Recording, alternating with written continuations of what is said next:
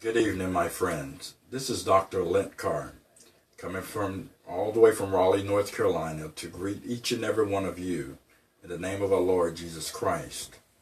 I wanted to sit and take a little time today to talk with you on a very intricate subject and matter, and it's essentially something that we have in time past have overlooked, and we continue to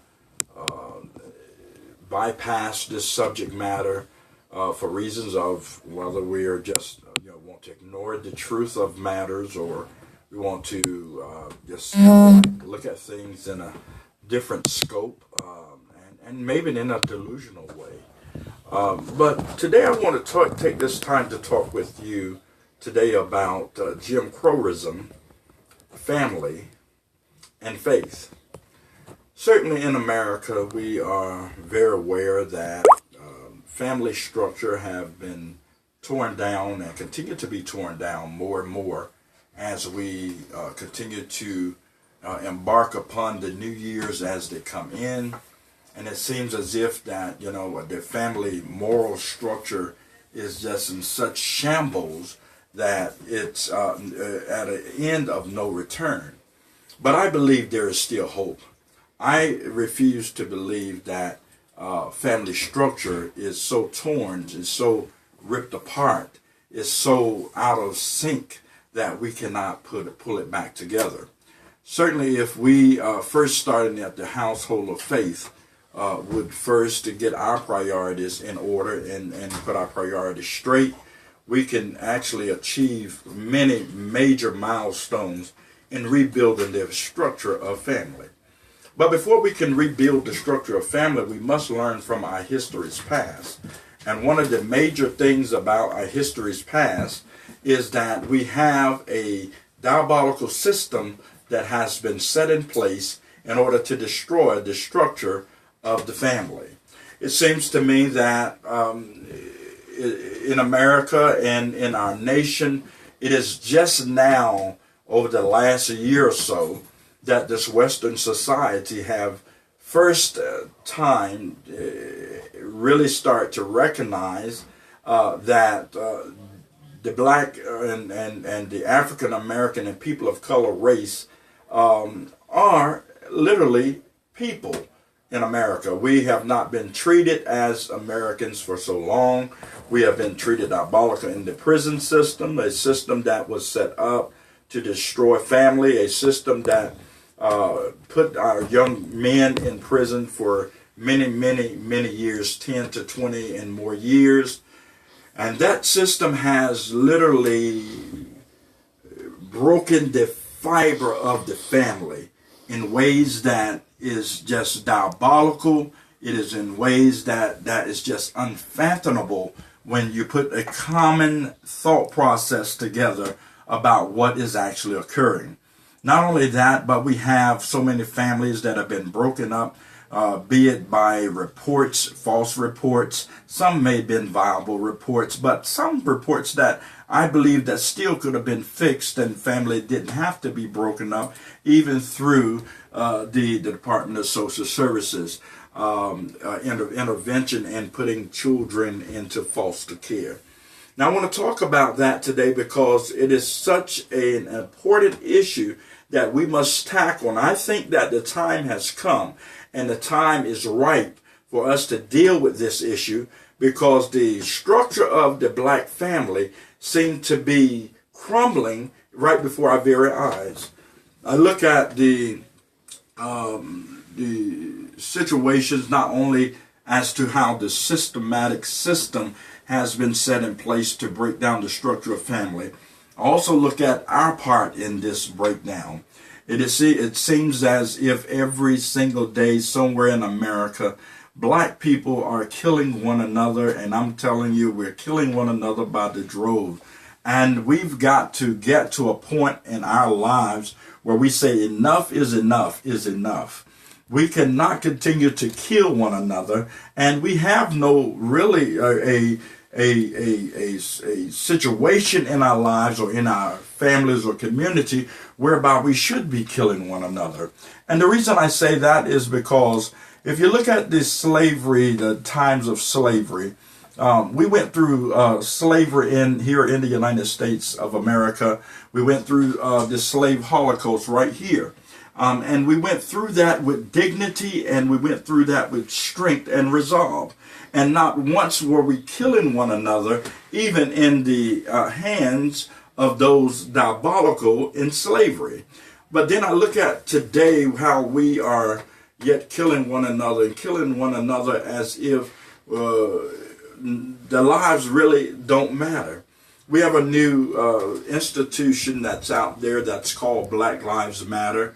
And I believe in their fight. I believe in the force that they're pushing forward.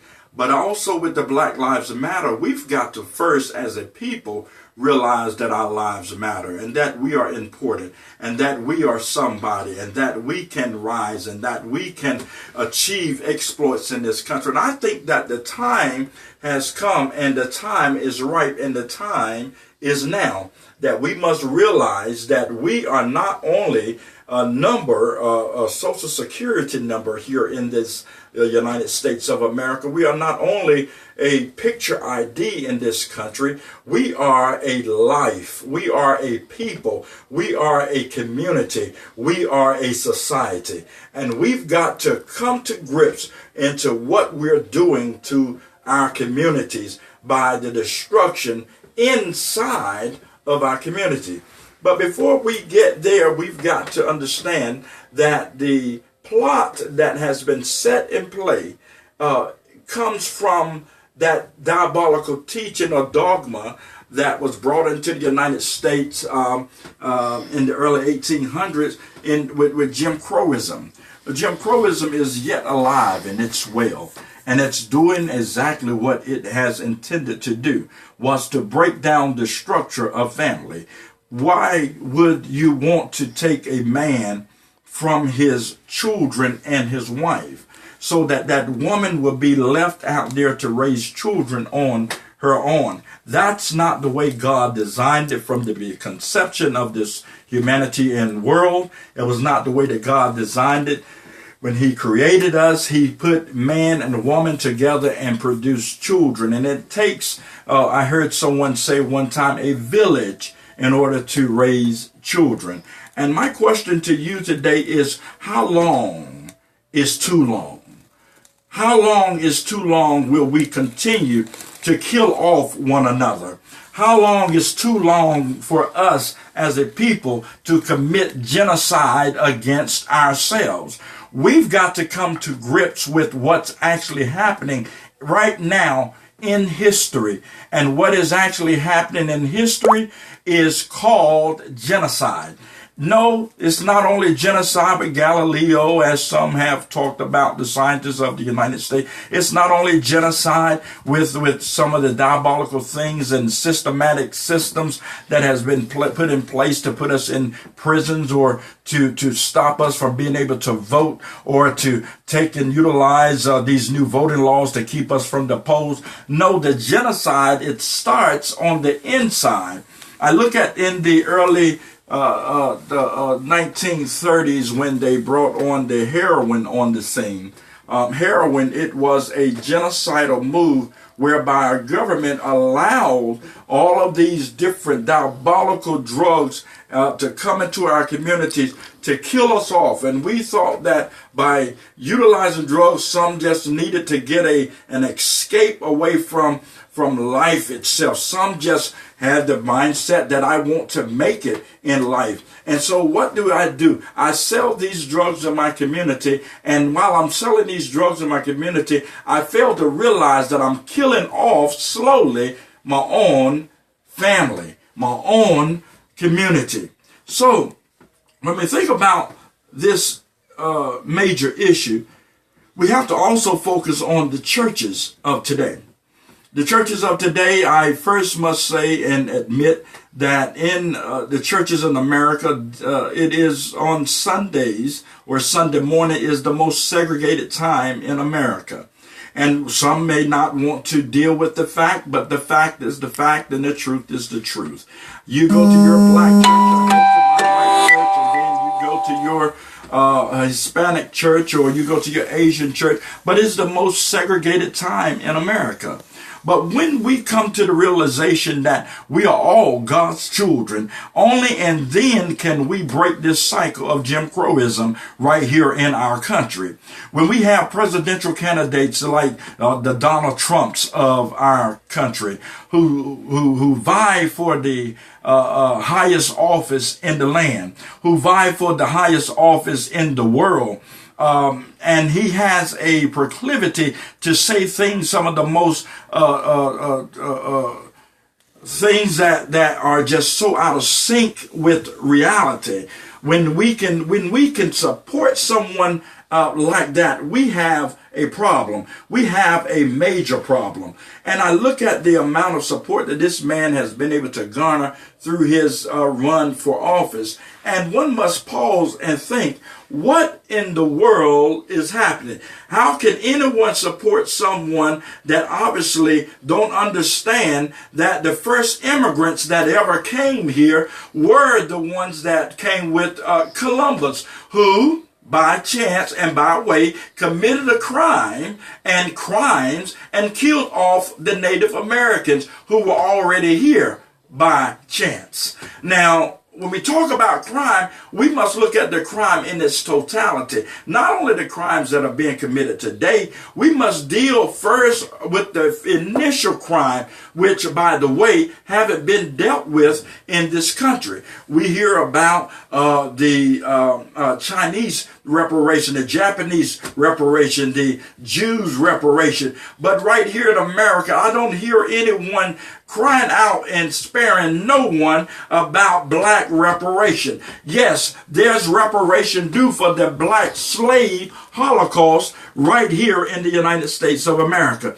And until we address these central issues, no matter what policies, no matter what fight we do, no matter how much we march, things will not change until we go back to the root of the problem. And the root of the problem is essentially the systematic system called Jim Crowism. And until we deal with that, there is no way that we as Americans, we as a people can even change anything in this country. And I must say to you today, my friends, we must get our minds into a place where we understand that not only is the family structure dying before our very eyes, not only is community structure dying before our eyes, we are literally raising terrorists right here on our own soil.